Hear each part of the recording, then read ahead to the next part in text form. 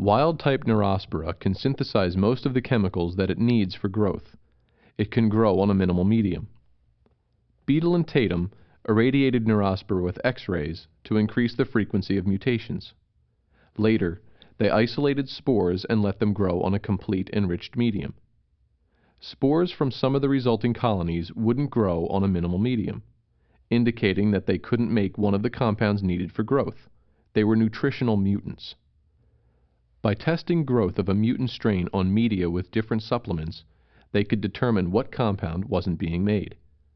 By this technique, they isolated 3 genetically distinct mutant strains, none of which could make the amino acid arginine.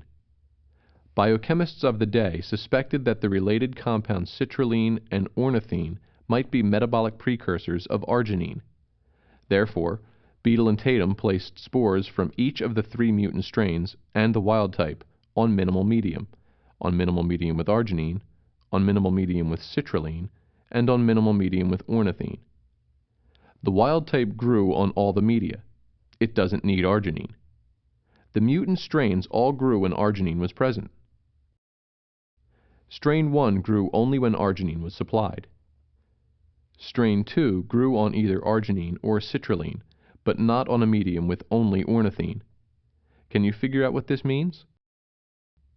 Strain 3 grew on either arginine, citrulline, or ornithine. What do you make of that?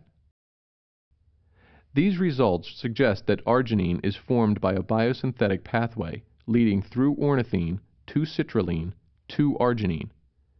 Beadle and Tatum presumed that every biochemical reaction requires a particular enzyme. Their results led them to propose that each mutation affected a different gene, each specifying a particular enzyme catalyzing a particular step in the pathway. They called this the one gene, one enzyme hypothesis.